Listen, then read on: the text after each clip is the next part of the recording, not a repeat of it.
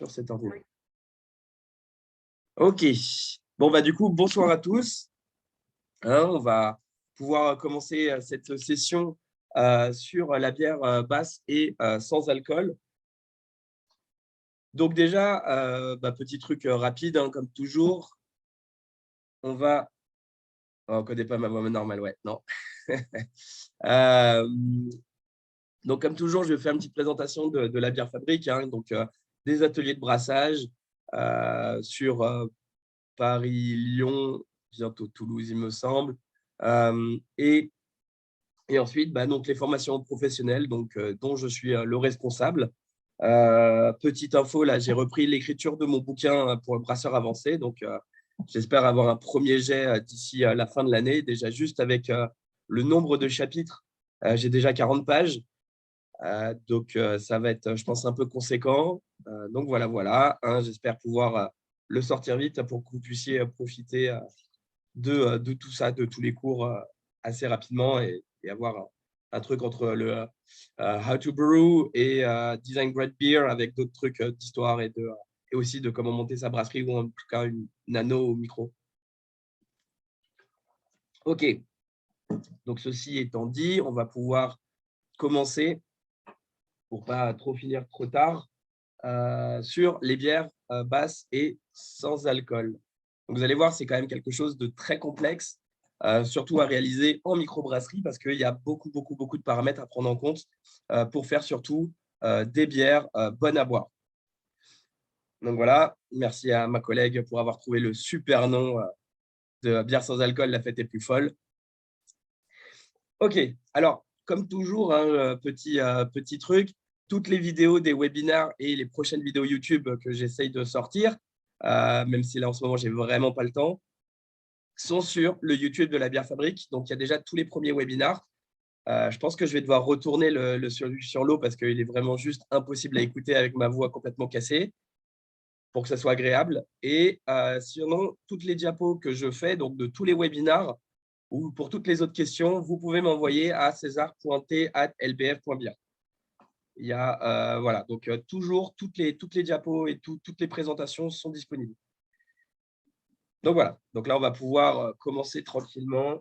Il est 7, tranquille.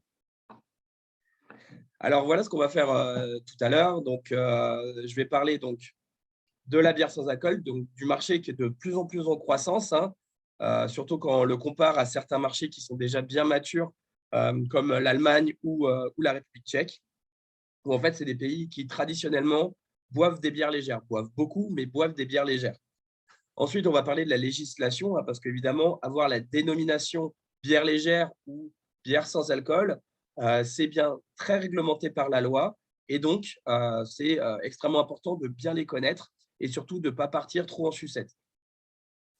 Ensuite, on verra donc les contraintes techniques de comment réaliser une bonne bière, comment faire donc, ces bières sans alcool, c'est quoi les contraintes, donc en fait, en termes de microbiologie, de stabilité du produit, de qualité, etc., etc. Donc après, comment essayer de les réaliser et réaliser dans un terme de microbrasserie, parce qu'évidemment, on n'a pas du tout les mêmes capacités, on va dire, que les grosses brasseries industrielles. Donc, on va pouvoir commencer de suite. Donc déjà, hein, comme vous voyez la source graphique, le marché global de la bière sans alcool et bas alcool, en fait, hein, est en croissance colossale. Hein, donc, bien qu'il ne représente que 3,2% du marché en France. Et en fait, il y a une prévision, InBev prévoit que d'ici, on va passer de 7 à 20% d'ici 2025 de l'ensemble de sa production. La production, en termes d'hectolitres, elle a augmenté de 22,6% en prod. Et donc, du coup, en part de marché, en chiffre d'affaires, ça a augmenté de 26,4%. Donc ça, les bières basses et sans alcool, c'est vraiment quelque chose en expansion et on le voit partout dans le monde, que ce soit aux États-Unis, que ce soit en France, que ce soit partout en Europe, hein, ça va avec le craft. Et on a vraiment cette croissance de cette part de marché et notamment de plus en plus de brasseries qui se spécialisent là-dedans. Donc en France, je n'arrive jamais à me rappeler du nom de cette brasserie. Je crois qu'ils sont à côté de Montpellier ou Grenoble, où ils font ça. Et en Angleterre, il y a Big Drop, qui est vraiment spécialisé là-dedans, des bières sans alcool. Donc ça, si vous voulez tester, Big Drop, c'est vraiment une bonne référence pour tester des bières sans alcool. Donc, vous voyez, c'est vraiment quelque chose qui est sur les lignes du futur, hein, parce que de plus en plus de gens veulent en fait avoir une consommation, on va dire, peut-être plus régulière, mais avec moins de conséquences en termes de sur la santé et surtout en fait sur l'état physiologique en fait. Hein, pouvoir boire beaucoup, mais avoir pas l'effet complètement bourré. Ah, d'ailleurs, ça me fait penser, là, j'ai commencé un livre là-dessus, justement. Hein. Je prépare peut-être Drunk d'Edward Singerland, qui, en fait, justement, explique ça sur l'évolution humaine et des sociétés en fonction de l'alcool, hein, et donc des bas alcool. Et donc, ça, c'est super intéressant. Je préparerai sûrement une vidéo dessus ou peut-être un webinaire quand je ferai archéologie et bière. Alors, déjà, petite question. Alors, on va définir après les termes techniques, hein, mais donc basse, c'est moins de 3 degrés d'alcool et sans alcool en France, c'est 1,2, moins de 1,2, ce qui n'est pas le cas ailleurs en Europe. Est-ce que le marché des sans-alcool remplace des parts de marché avec alcool ou c'est en plus? Alors ça, c'est un peu complexe à prédire dans le sens où, en fait, quasiment tous les alcools sont en recul. C'est-à-dire la consommation de vin en France, la consommation des spiritueux, toutes les consommations d'alcool fort et des alcools en fait tout court sont en recul, sauf la bière. La bière qui est toujours en augmentation auprès de la jeunesse et auprès de tout ce qui est millennials, etc. C'est le seul alcool qui continue à croître. Alors, à savoir si ces gens-là veulent boire des bières sans alcool ou des bières basse alcool en plus de leur consommation, ou, etc., c'est assez difficilement calculable. En tout cas, ce qui est sûr, c'est que si on prend par exemple des marchés très anciens, très historiques, comme par exemple la République tchèque, quasiment tous leurs styles de bière font entre 2,5 et 3 degrés d'alcool. Donc, ce n'est pas du sans-alcool, ce n'est même pas du bas alcool, mais c'est quand même très bas. Et en fait, les gens en boivent absolument à tous les moments de la journée, peut-être pas le matin, enfin si, le matin, mais vraiment, c'est quelque chose… merci Matt de faire le modérateur. Donc voilà, donc en fait, si on regarde des marchés matures, on voit vraiment que la consommation de quelque chose de bas en alcool permet en fait de boire un peu en continu sans avoir des problèmes, on va dire, de santé ou de problèmes d'alcoolémie. Donc voilà, c'est quand on voit que InBev, lui, veut vraiment passer à 20% de ses produits en sans alcool ou en bas alcool, c'est vraiment assez flagrant comme chiffre.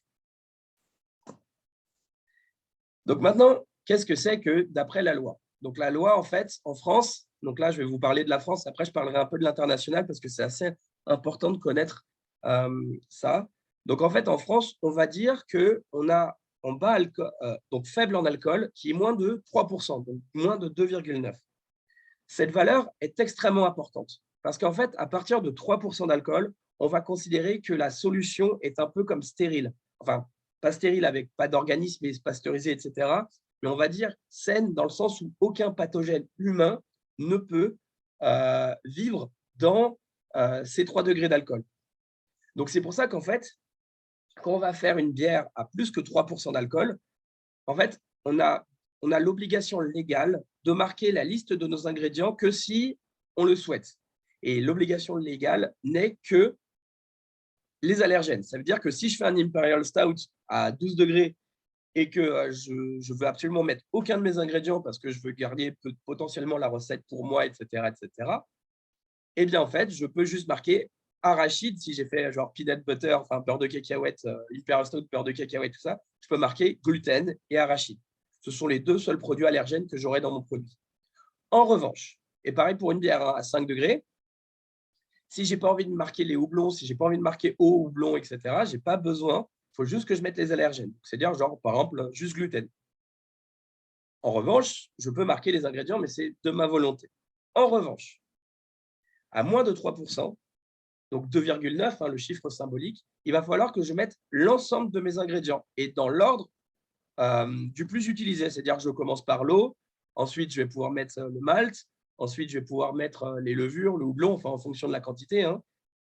Et il va falloir, si j'ai mis des petits ajouts, par exemple, que j'ai mis un agent clarifiant, genre l'Irish Moss, ou etc., il va falloir que je les mette aussi. Parce que je dois mettre l'ensemble. Et aussi, il va falloir que je mette la liste des valeurs nutritionnelles. Vous savez, comme sur un Coca ou comme sur n'importe quel produit, j'ai pour 100 ml de ce produit ou tant de grammes, combien de calories, combien de calcium, combien de blablabla, blablabla, et les apports journaliers. Donc ça, c'est pour ça que va falloir que je sois assez précis là-dessus.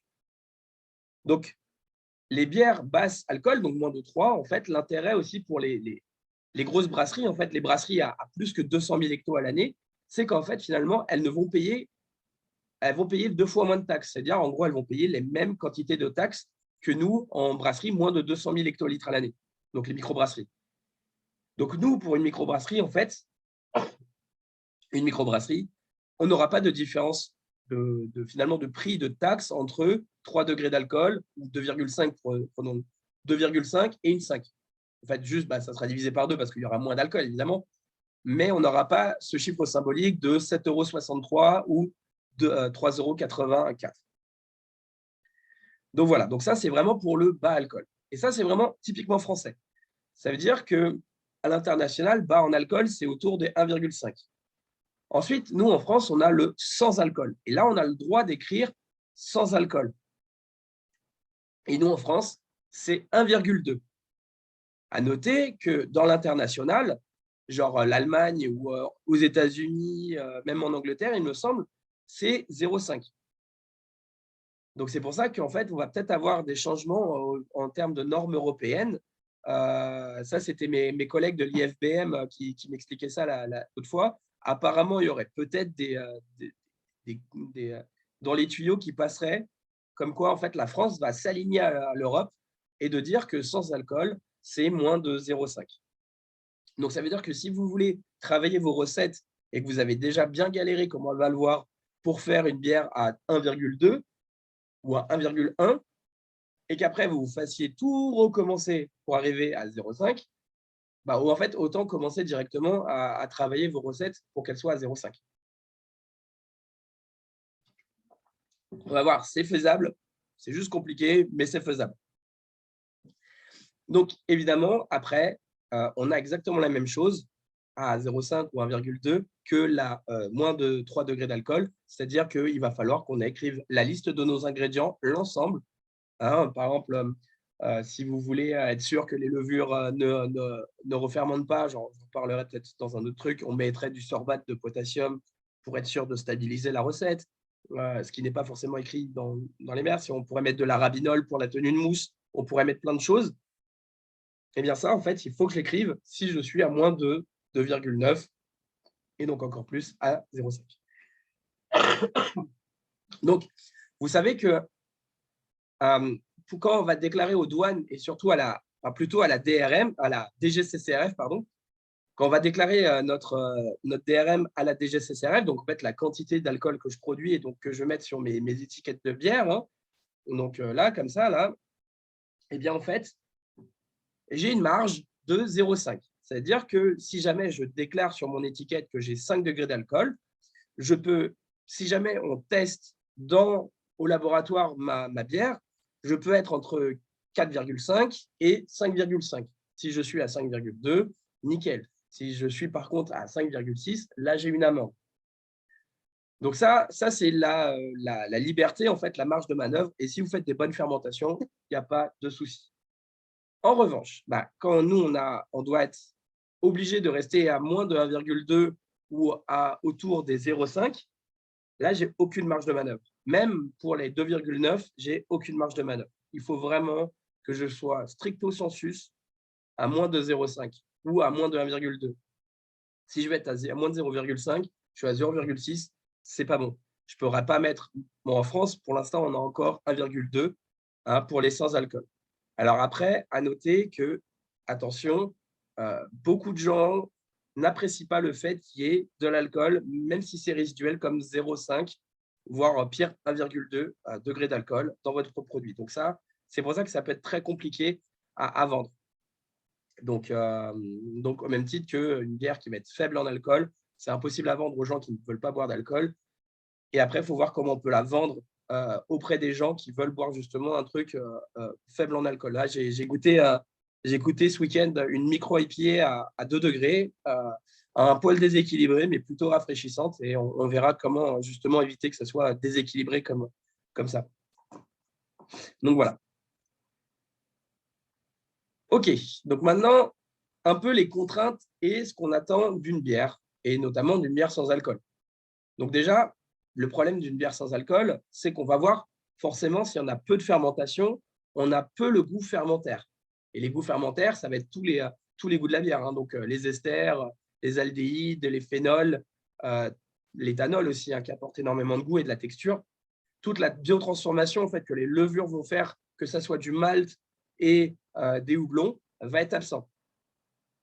Ensuite, comme je l'ai dit, souvent, il y a peu de corps. Pourquoi peu de corps? Parce que l'éthanol apporte une énorme complexité en termes de velouté. Et aussi, on va avoir souvent, comme on va faire des empâtages avec peu de grains, peu de matière, donc forcément peu de corps. Ça peut paraître très flotteux. Et là, on arrive, si c'est flotteux, c'est là où on peut arriver au déséquilibre. C'est-à-dire que forcément, une certaine quantité de houblon qui serait parfaite pour une bière normale, ça fait le hops burn, ça gratte la gorge et c'est hyper astringent. Parce que rappelez-vous qu'un IBU, c'est 1 ppm, donc 1 mg par litre d'isoacide alpha en solution.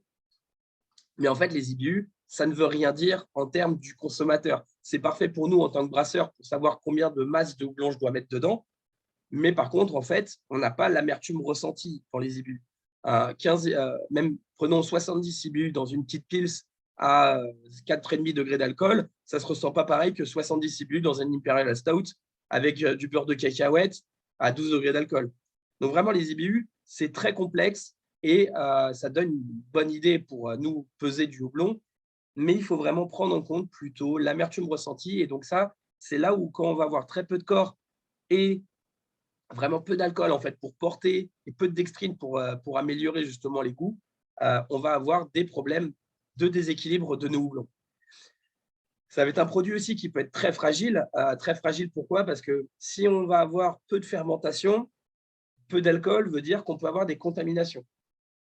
Et donc ces contaminations peuvent entraîner des mauvais goûts, de la sursaturation qui peut entraîner des explosions de bouteilles. Donc ça, on va avoir les mêmes problèmes de qualité qu'auprès que toutes les autres bières.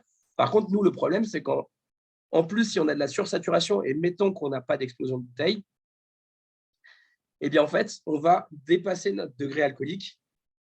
Et si on dépasse notre degré alcoolique, on se prend une amende auprès de la DGCCRF.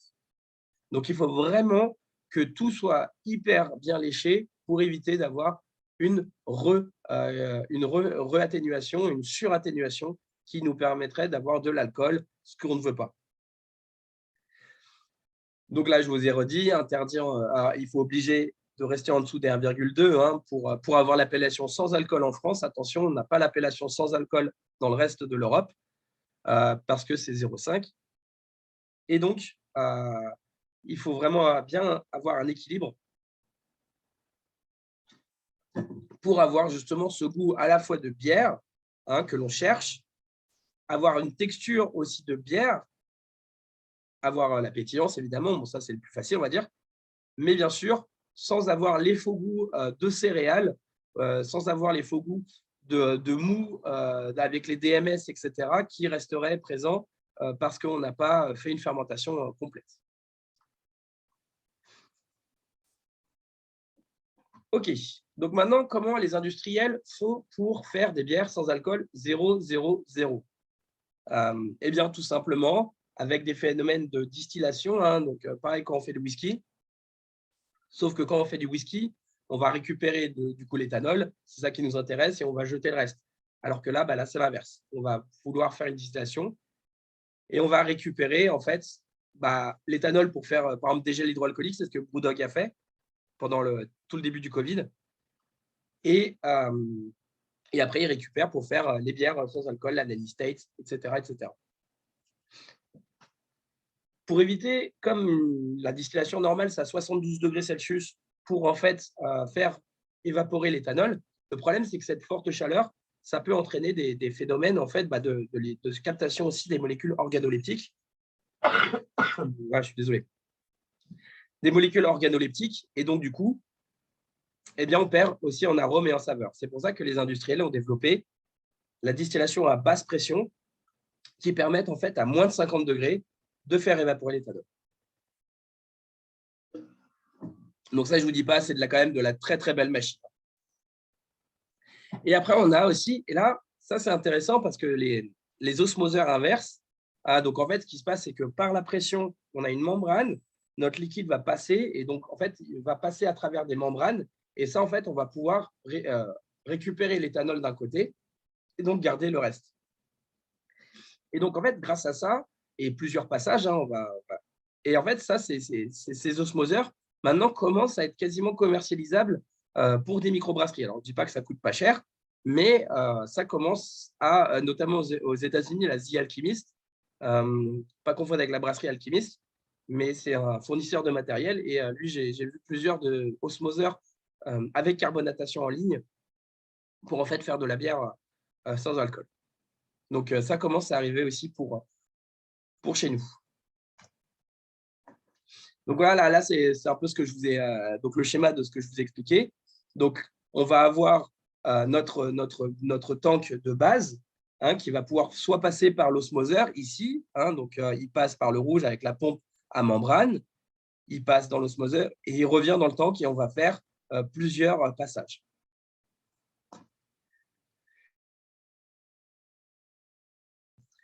Et donc, ou sinon, on peut faire la distillation comme ici et on récupère l'alcool de l'autre côté. Et donc, évidemment, on récupère l'alcool par là. Donc, ça, c'est pour les industriels. Mais nous, en tant que petits brasseurs, nous, on doit faire autre chose. Donc déjà, pour ça, on va pouvoir déjà travailler sur les levures.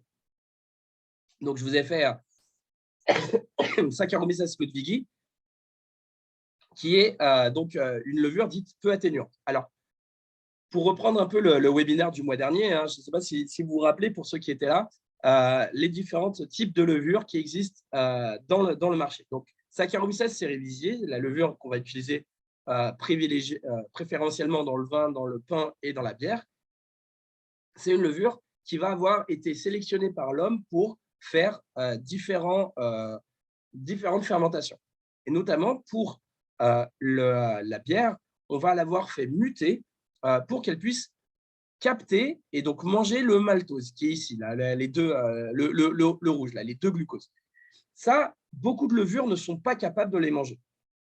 Et même des Saccharomyces cerevisiae, c'est-à-dire que potentiellement, si vous voulez vous amuser à prendre des levures de vin, potentiellement, en fait, vous n'arriverez pas à faire de bière parce qu'en fait, 40 à 50% des sucres présents dans votre mou vont être du maltose.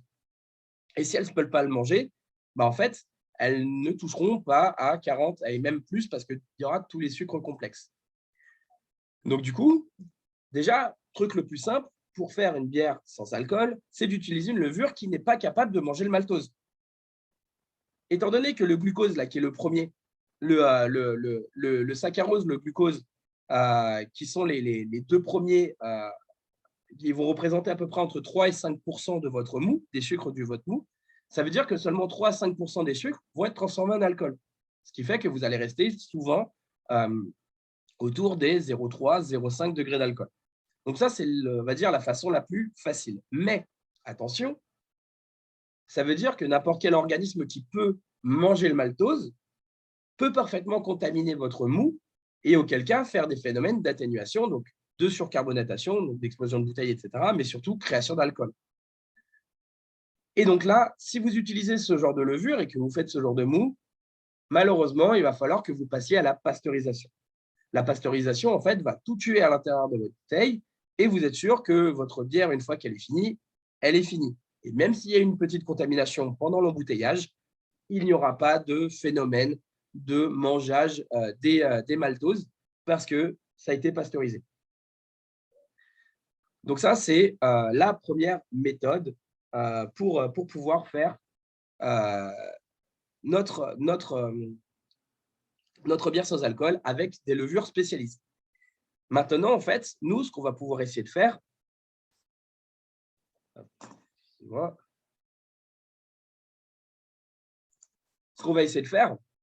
c'est de, en fait, privilégier la création de dextrine. Donc, vous voyez, c'est en bas, ce sont ces agglomérats de sucre à très haute poids moléculaire, donc en fait, avec beaucoup de glucose. Et en fait, comment on va le faire? En faisant des empâtages à très haute température. Très haute température, on va le voir juste après, c'est la diapo d'après.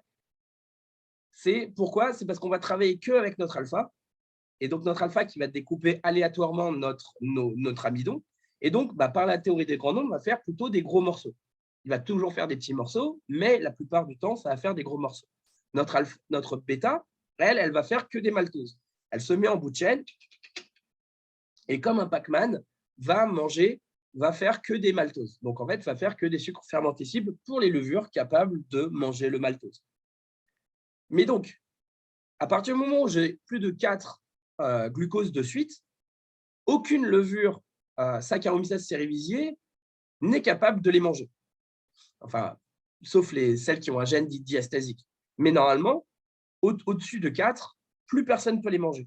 Donc, ça veut dire que si j'arrive à avoir que des sucres extrêmement gros, grâce à cet empâtage très, très élevé, théoriquement, je pourrais utiliser n'importe quelle levure, même ma levure du quotidien, et pas m'embêter à utiliser du Saccharomyces ludwigi, qui est extrêmement complexe à travailler parce qu'en fait, elle est fragile, il faut faire des starters. Donc, alors évidemment, ce n'est pas bien compliqué de faire des starters, mais c'est chronophage. Et souvent, quand on est en microbrasserie, on n'a pas le temps de repiquer bien tous les 2 jours notre souche. Donc, elle peut être très contraignante. Donc, du coup, c'est super intéressant de se dire, si je fais des empâtages à haute température, je peux utiliser ma levure du quotidien, US 05, la London, enfin peu importe, votre levure du quotidien, et en fait, pas avoir des problèmes d'approvisionnement de ces levures. Donc ça, c'est un test que l'Allemand a fait et qu'on va analyser juste après. Donc voilà, ici, vous voyez donc le schéma. Donc, on va avoir donc, la température d'empâtage, qui est la première colonne de gauche, sur votre gauche. Donc, les températures en degrés Celsius et en Fahrenheit, entre parenthèses. Le temps d'empâtage.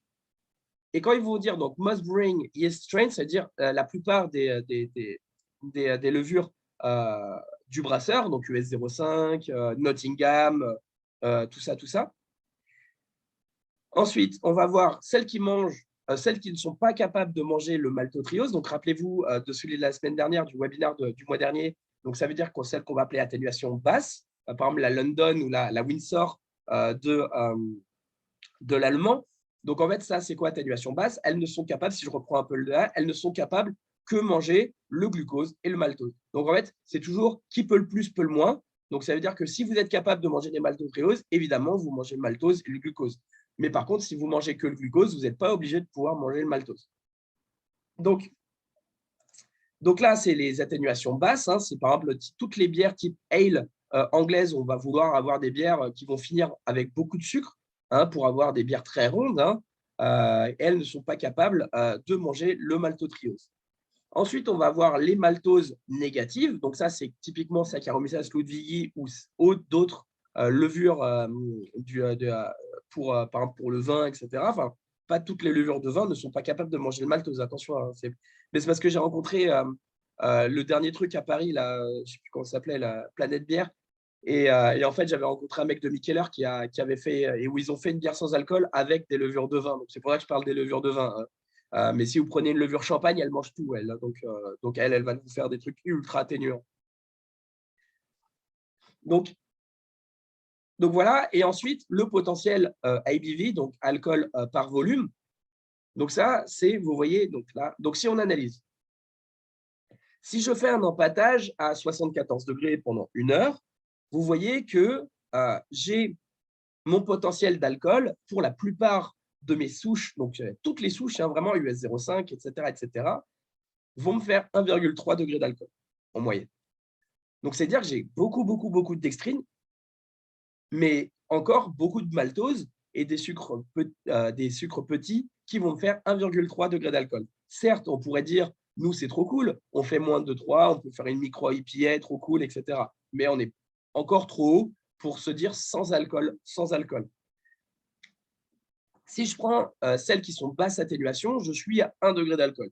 Bon, bah là, bingo.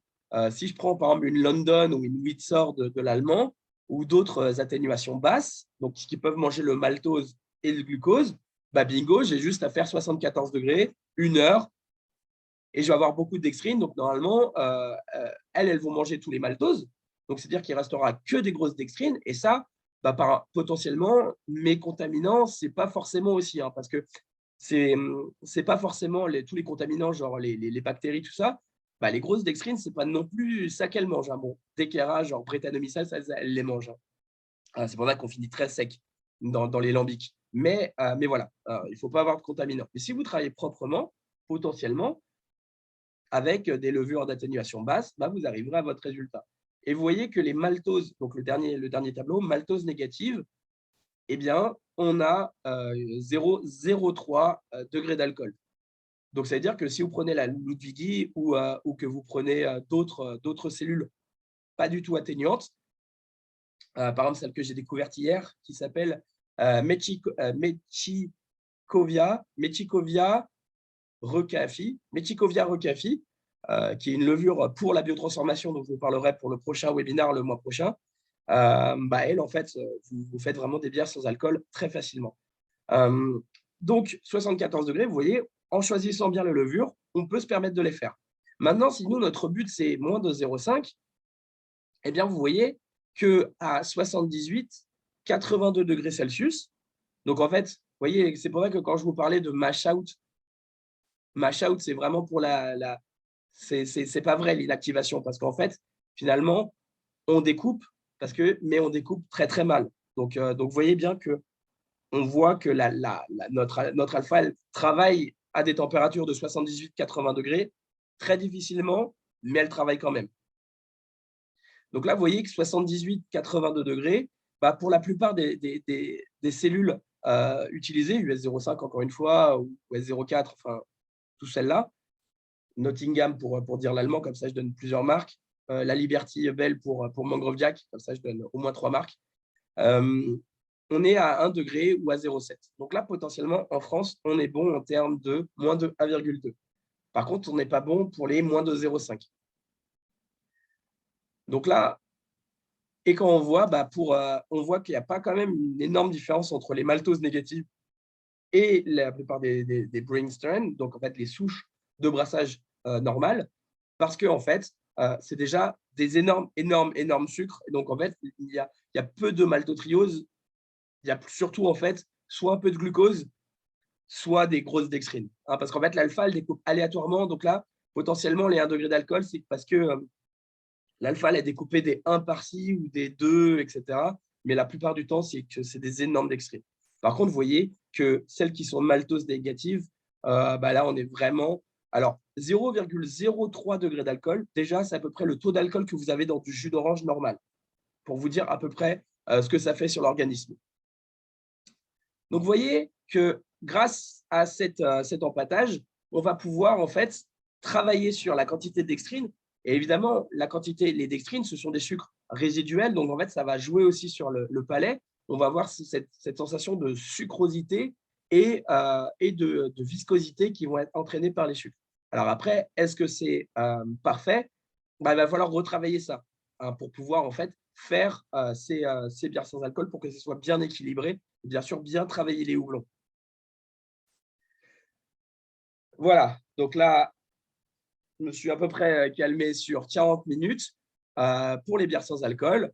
Donc évidemment, pour conclure avec la pasteurisation, malheureusement, souvent, c'est hyper important pour en fait la stabilité du produit, pour être sûr qu'il n'y ait rien qui contamine après, parce qu'on sera à moins de 3 degrés d'alcool, donc moins de notre alcool qui va empêcher la plupart des contaminants.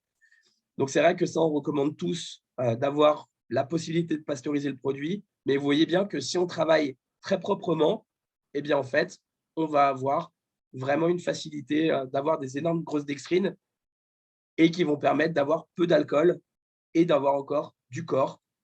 Donc souvent, en fait, on peut aussi travailler pour casser les problèmes de corps. par exemple, avec faire des sour, donc les bières acides, parce que comme les bières acides, c'est souvent sec, et on va rechercher cette petite sécheresse qui va nous rappeler le vin, etc. Et donc, c'est plus facile à vendre une bière acide basse en alcool qu'une bière où on va chercher comme une IPA ou une micro-IPA ou une pale ale sans alcool que les bières acides. Donc voilà, donc maintenant, on va pouvoir poser vos questions, hein, poser toutes vos questions. Mon micro coupe tout le temps. Ah merde. Pas ici. Donc, est-ce que c'était… OK. Non, c'était OK. Parfait. Donc, est-ce que vous avez des questions? Bah, merci, hein. Merci François, merci tout le monde. Déjà, je vous remercie tous d'avoir participé et j'attends vos questions hein, pour… Eh ben vas-y, hein, Céline.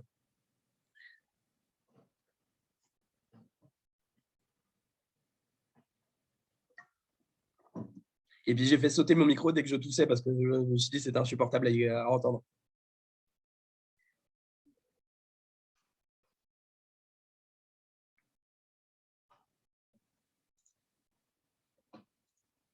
Alors, comment vient le goût de la bière s'il n'y a pas de fermentation? Eh bien, tout d'abord, on n'a pas le droit à l'appellation bière s'il n'y a pas de fermentation. Hein, rappelez-vous que il doit y avoir pour avoir l'appellation bière, il faut bien que j'ai 50% de mes sucres provenant de céréales maltées, du houblon, de l'eau potable et des levures. Donc ça, par exemple, en Allemagne, c'est la technique traditionnelle pour faire la Malzbier. Il faut une bière, donc un mou, avec le houblon et tout. Et en fait, ils vont refroidir ce mou à quasiment 0 degré Celsius et mettre des levures dedans. Donc, en fait, les levures, elles vont quasiment pas travailler.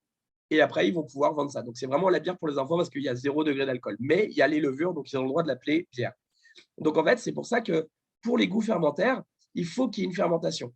Alors, très bonne question. Hein. En fait, ce qui se passe, c'est que les goûts de la fermentation ne sont pas forcément, proviennent pas tous de l'utilisation. Hein. En fait, ce qu'il faut se rappeler, c'est que les levures, elles vont manger le sucre hein, comme nous pour faire de l'énergie. Pour faire, elles vont le transformer en éthanol. Nous, on le transforme en eau et en CO2. Elles font du CO2 et de l'éthanol.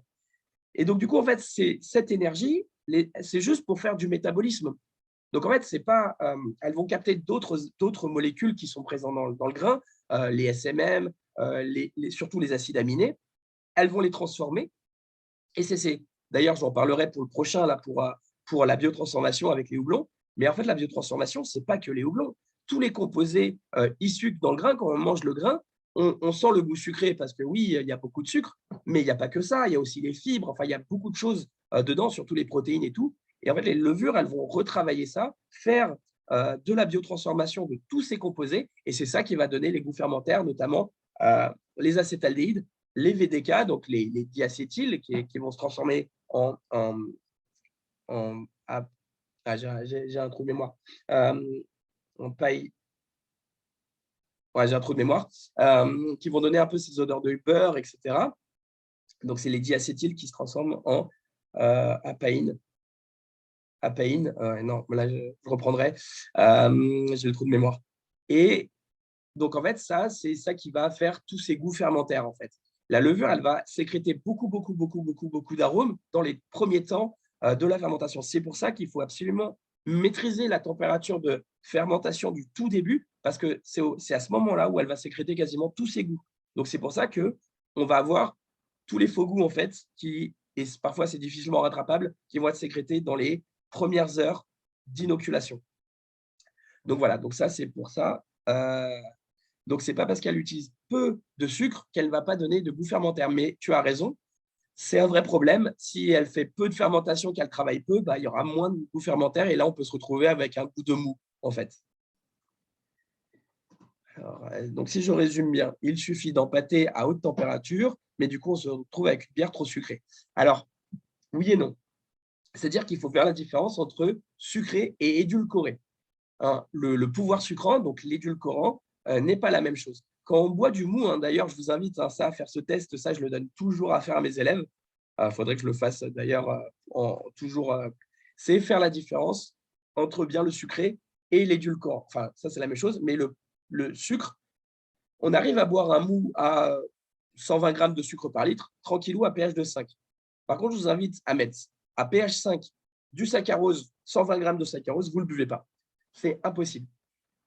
Donc, en fait, ça, ce côté très sucré, en fait, on va le compenser en faisant des empâtages à basse densité. Par exemple, on va plutôt être autour des 8-9 degrés plateau, donc entre 8 et… Donc, si je multiplie par 4 pour les gens qui préfèrent le SG, ça fait 8 fois 4, 36, 1036. Non, ça c'est 9. 1036, c'est 9 et 32 pour 1032 et 1036. Autour des 1032, 1036. Comme ça, en fait, on n'aura pas cette sensation de sucré. Ça sera un peu flotteux, mais on aura quelque chose d'assez rond à boire.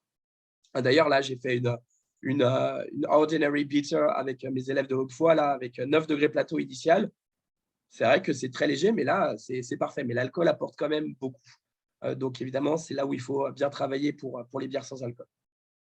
Alors, la prise de mousse, effectivement, le problème, c'est qu'il va falloir faire de la carbonatation forcée. Pourquoi? Parce qu'en fait, dans les premiers temps de la fermentation, surtout les composés soufrés vont être sécrétés par les levures. Et si on fait le Spund, donc faire garder en fait le CO2 sur cette petite quantité, on risque de garder tous ces premiers faux goûts. Ça peut être pas dérangeant, ça peut être dérangeant. Ça, c'est à tester. Mais effectivement, le mieux, c'est de la carbonatation forcée. Parce qu'en fait, vous ne pouvez pas vous permettre de faire du resucrage. Parce que le resucrage, c'est du sucre 100% fermentescible, donc 100% faiseur d'alcool. Donc, ça veut dire forcément, vous allez dépasser vos 0,5. Sauf si vous le prévoyez à faire une bière à 0,7 et que vous allez monter de 0,3 et donc vous êtes à 1 degré final et que vous restez en France à moins de 1,2. Mais vous voyez, c'est quand même un peu, pour moi, un Hail Mary. C'est un peu compliqué à bien mettre en place. Donc, ouais, malheureusement, souvent, il faut faire de l'isobar pour pouvoir être sûr d'être en carbonatation forcée pour pouvoir faire les bières sans alcool. Alors, le glycérol, ouais, mais moi, j'ai entendu dire que le glycérol peut mimer le corps de l'éthanol. Est-ce alimentaire? Alors non, le glycérol, il n'est pas alimentaire. Hein, tu peux l'avoir dans les pharmacies, dans les trucs comme ça. Là, c'est utilisé pour notamment les problèmes colorectaux. On l'utilise beaucoup en microbiologie, en fait, pour congeler les levures, pour éviter qu'elles explosent avec la glace. Mais je ne crois pas du tout que ça soit alimentaire à mettre dedans pour mélanger.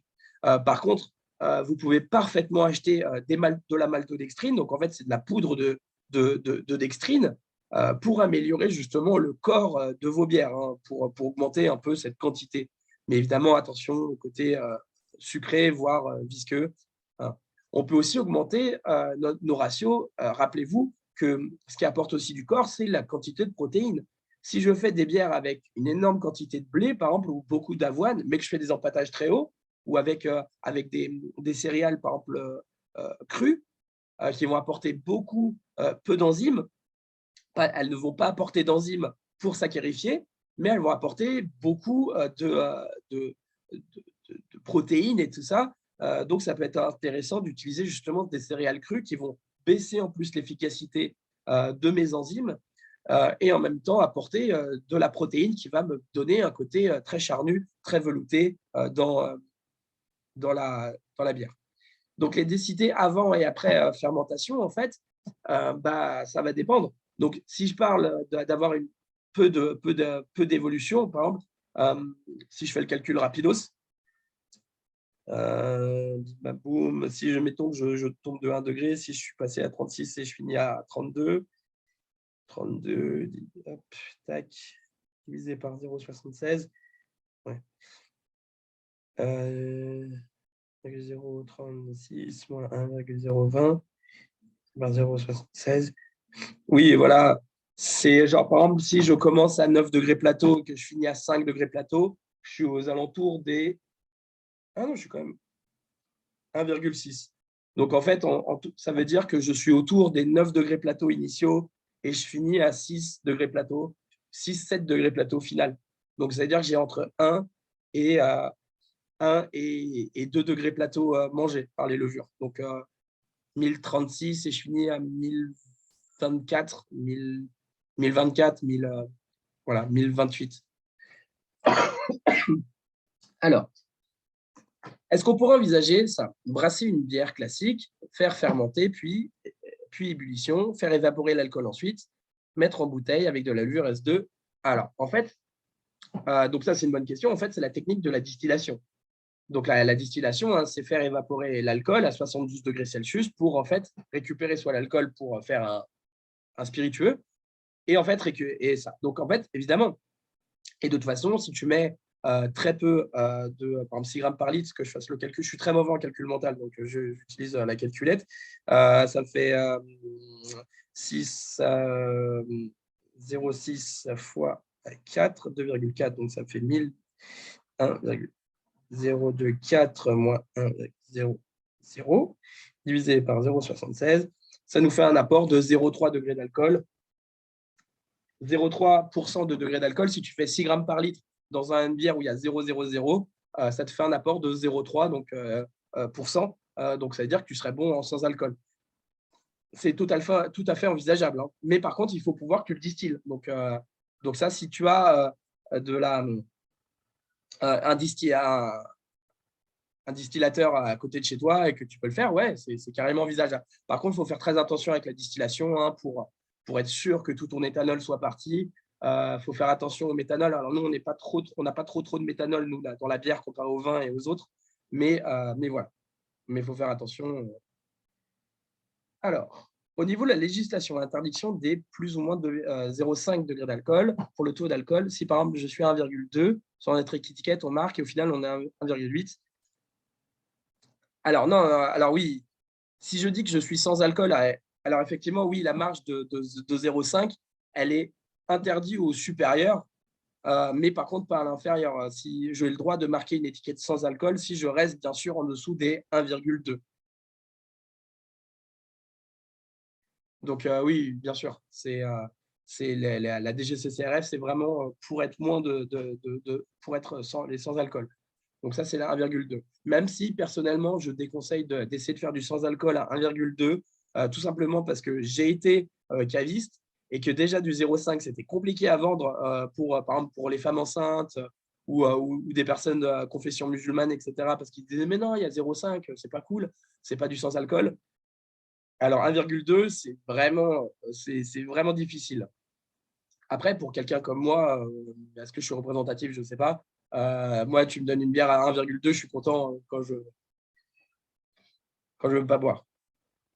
Alors, on reste environ sur 2-3 semaines de fermentation. On peut faire une primaire en 48-72 heures. Alors, très bonne question.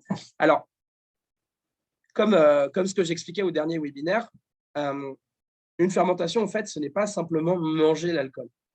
La fermentation, hein, c'est pour ça qu'on parle de primaire et de secondaire, c'est qu'en fait, oui, on va avoir mangé l'ensemble des sucres et faire de l'alcool. Mais une bière n'est pas finie pour autant. Il faut être sûr qu'on ait l'ensemble des faux goûts qui soient réabsorbés, par exemple les acétaldéhydes qui soient transformés en alcool et les diacétyles qui vont en papaïne. Non. Bon, bref, l'autre qui a moins un seuil de détection inférieur et qui nous permettent d'avoir une bière propre. Donc, en fait, potentiellement, si tu fais 48-72 heures, tu auras certes l'ensemble des sucres qui vont être mangés, mais est-ce que tu auras tous les faux goûts qui seront à réabsorber, etc. Pas forcément.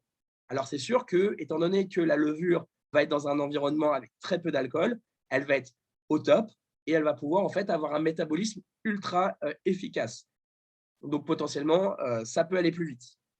Mais encore une fois, c'est le nez du brasseur ou les tests en laboratoire qui vont pouvoir te dire si ta bière est finie.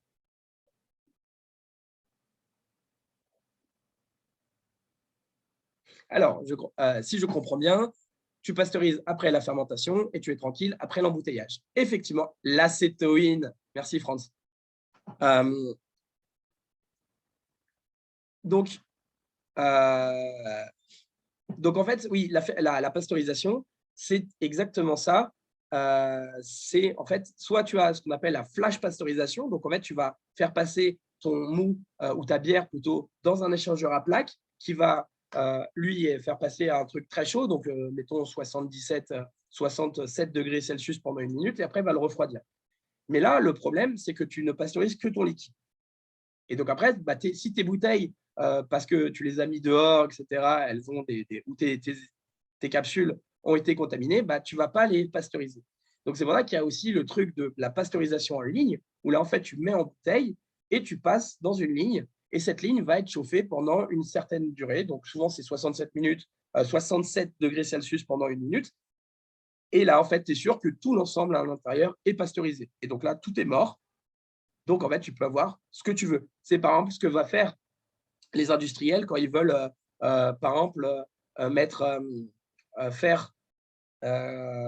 du sucre en plus. Donc, on va pasteuriser la bière, comme ça, on tue tout, et on peut mettre ce qu'on veut comme arôme sucré de framboise, de groseille, pour la pécheresse, etc., de faro, c'est clairement ce qu'ils font.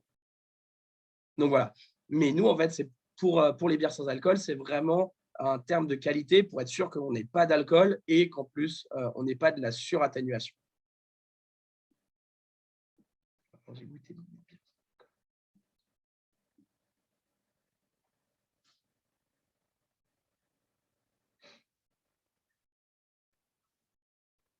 Alors, je vais remettre mes lunettes parce que là, quand je lis les questions. Alors, j'ai écouté, donc du coup, la question, c'est j'ai goûté de Tristan, j'ai goûté beaucoup de bières sans alcool nord-américaines. Il y a 2-3 ans, elles n'avaient pas le goût non fermenté que j'ai trouvé dans les bières en France récemment.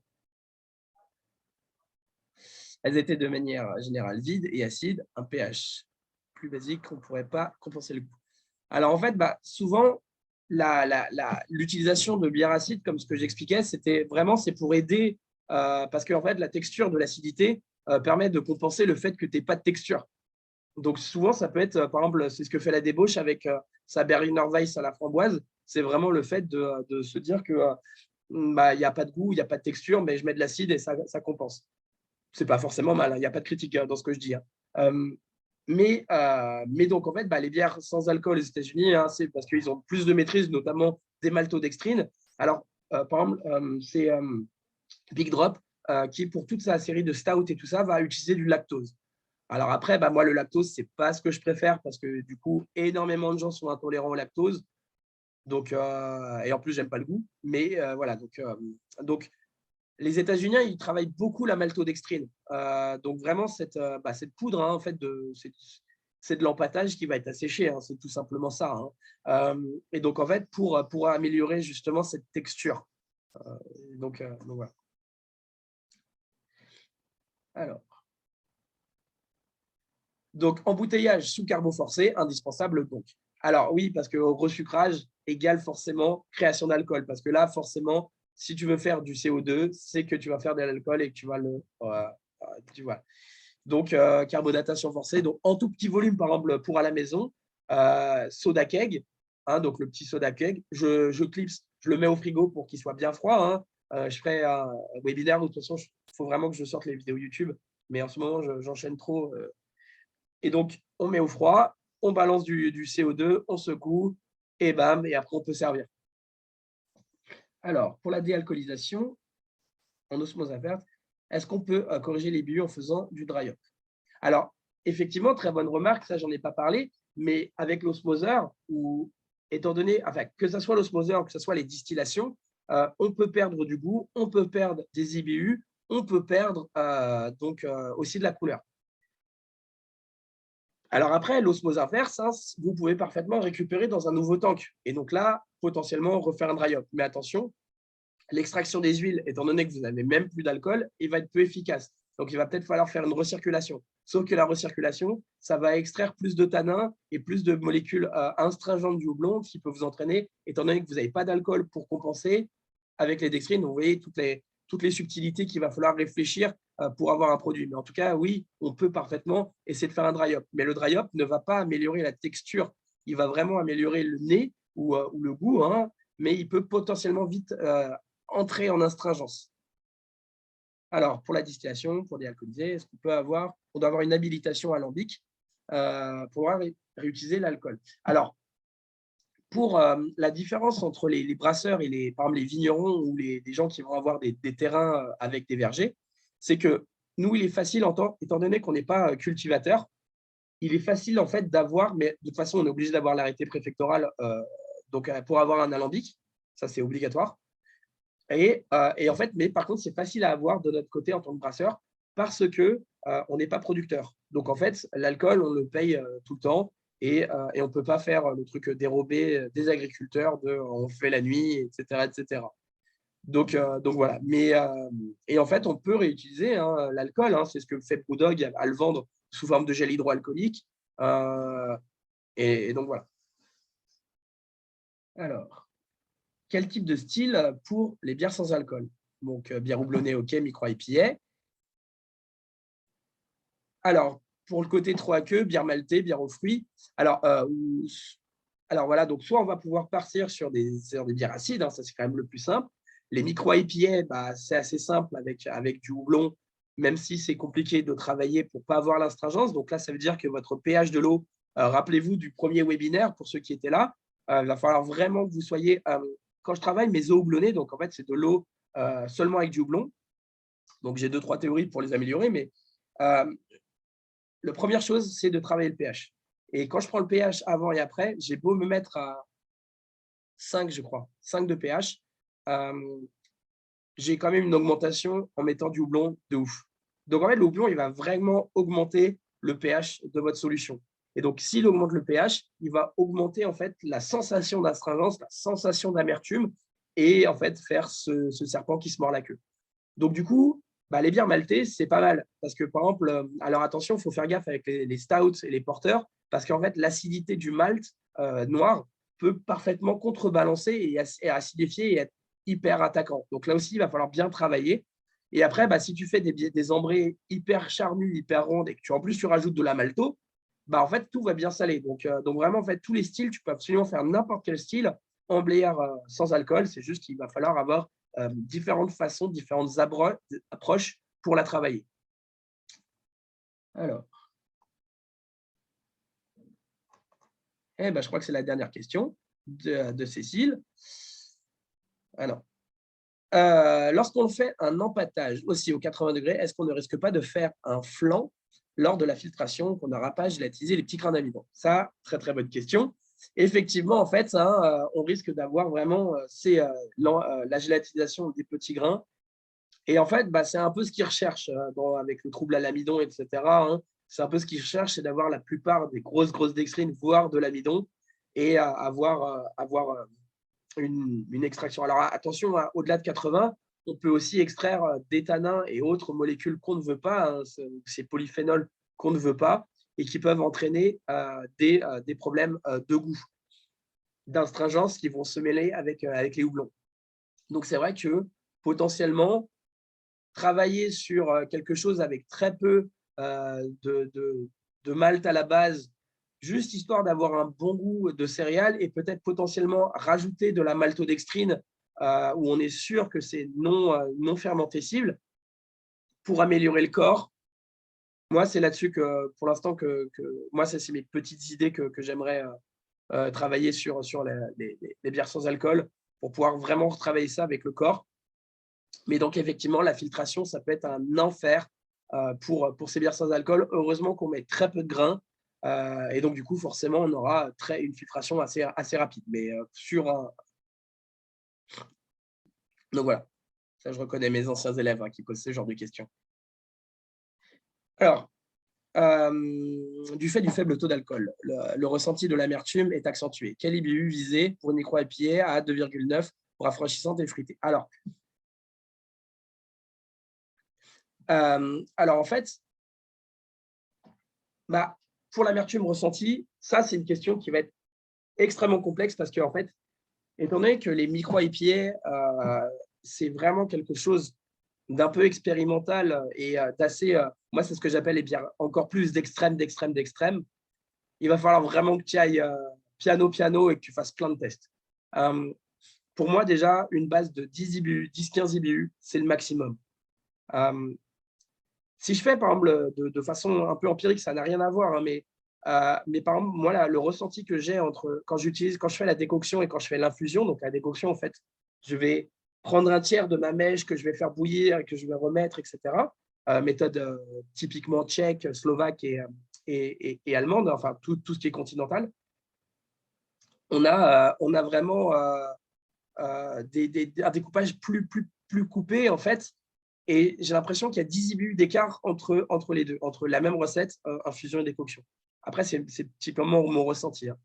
Et donc c'est pour ça que un truc qui va être équilibré à 25 IBU avec une infusion, bah, il sera à 15 IBU. Donc là, pour moi, pour les micro-IPS, c'est pareil. J'irai sur 10 IBU maximum, histoire d'avoir l'amertume. Et après, essayer de travailler, mais avec des houblonnages accrus de moins de 24 heures et avoir, pour être sûr en fait, d'avoir très peu d'extraction de trop de verdure. On verra, c'est assez compliqué, c'est assez complexe. Je suis en train de bosser les vidéos. J'ai déjà préparé le webinaire pour la prochaine fois sur la biotransformation. Donc la vidéo, bah là, je vais la télécharger et vendredi, je la mettrai sur le compte YouTube. Donc voilà. Donc cette vidéo sera revisionnable à partir de vendredi. Je me suis mis je vous l'assure. Et donc la paille de riz, pour améliorer la filtration, effectivement, on peut améliorer la filtration avec la paille de riz, mais de toute façon, on va mettre très peu de grains. Donc normalement, on n'aura pas trop de problèmes de filtration. Mais effectivement, la paille de riz, ça permet toujours d'aider. Est-ce que vous avez d'autres questions? Parce que là, on a fait les temps parfaits, là. Alors, par contre, ça doit être compliqué d'avoir le goût des céréales, car on doit bien diluer à l'eau. Ah ouais. C'est là où ça devient, c'est là le bas blesse, hein, c'est qu'il faut toujours travailler bien la question en fait entre le côté flotteux et le côté bon goût. Hein, donc c'est pour ça que c'est extrêmement difficile de faire des bières sans alcool, et le fait d'avoir ce genre de réflexion à la fin de la présentation, ça veut dire que vous avez parfaitement compris tous les problèmes qu'est la création d'une bière sans alcool, et que vous allez pouvoir vous amuser à essayer de faire ça et à bien les travailler. Alors oui, les maltes spéciaux, c'est même recommandé, hein, parce qu'en fait, eux, ils vont avoir très peu d'enzymes et en fait, ils vont avoir beaucoup de goût. D'ailleurs, ça, c'était une technique utilisée avant dans certaines crafts aux États-Unis, hein, où en fait, ils vont faire une bière très, en fait, qui est impossible à boire, mais ils vont la diluer lors du soutirage. Pendant le soutirage, ils vont la diluer, donc en fait, arriver à sans alcool, mais en fait, en ayant une bière qui va être imbuvable à la base, qui va devenir buvable parce qu'elle est diluée. Un peu comme, pour moi, je pense que la Nanny States de Brewdog, c'est ça, parce qu'elle est tellement en caramel que j'imagine que c'est comme ça qu'ils la font. Bon, maintenant, ils doivent la distiller, mais à la base, vraiment, ce côté très caramel, c'est qu'ils ont mis une grosse quantité de maltes spéciaux. Alors, est-ce que le parti guile peut améliorer le goût du grain? Alors oui, le parti guile, à la base, c'est ça. Hein, vous faites. Donc, le parti guile, hein, pour expliquer à ceux qui sont là, qui ne connaissent pas, donc en fait, je vais faire un premier empâtage. Je vais retirer le grain, enfin, je vais plutôt retirer le mou. Je vais le faire bouillir d'un côté, très bien. Donc, je vais avoir un mou très concentré. Je vais remettre de l'eau dans mon grain et je vais avoir un nouveau mou, moins concentré, etc., etc. Donc, potentiellement, sur la fin, je peux avoir. Mais alors, à noter que dans l'industrie, on ne lave jamais en dessous de 1 degré plateau, parce que sinon, on retire les tanins. Et donc, là, vous pouvez avoir des mauvais goûts, en fait, les mauvais goûts du grain, si on peut dire. Alors, et donc, voilà. Donc c'est à tester. Là, j'ai vu une vidéo là tout à l'heure, d'ailleurs. Je trouvais ça trop drôle tout à l'heure sur une chaîne américaine que je regarde, Claude Hammer, qui sont des vendeurs de systèmes de brassage, où il a sorti sa vidéo sur bière sans alcool. Ça m'a fait bien rigoler. Il l'a sorti hier ou aujourd'hui. Donc voilà, donc oui, il utilise justement cette technique de particle où il récupère juste la flotte qui tombe de la fin pour faire ça. Donc on peut changer ses proportions de malt de base, 40-50, ah ouais, carrément, à voir si c'est bon. Après, encore une fois, hein, si c'est pas complètement dégueu, ça c'est à tester, hein, ça c'est des trucs. Alors, pour les références, alors là, j'oublie à chaque fois, pourtant je les rencontre toujours sur les salons et je parle souvent avec eux et j'oublie toujours leur nom. Ils sont en costume de salopette et j'oublie toujours comment ils s'appellent. Sinon, il y a Big Drop que vous pouvez peut-être trouver en cave en Angleterre. bières anglaises, Big Drop, qui sont vraiment bien.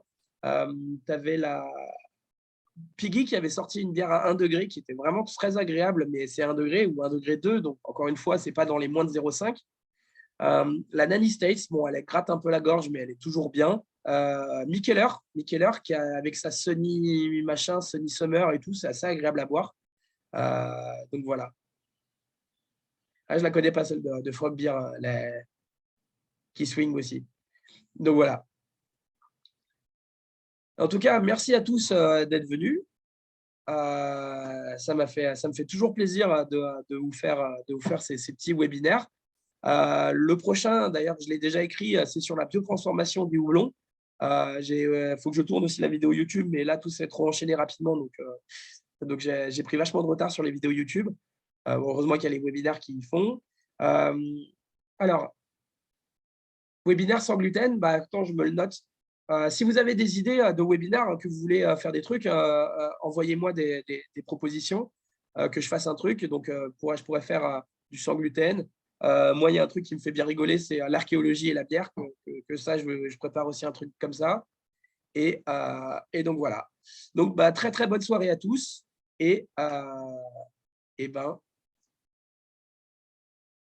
merci et très bonne soirée. Et à la prochaine.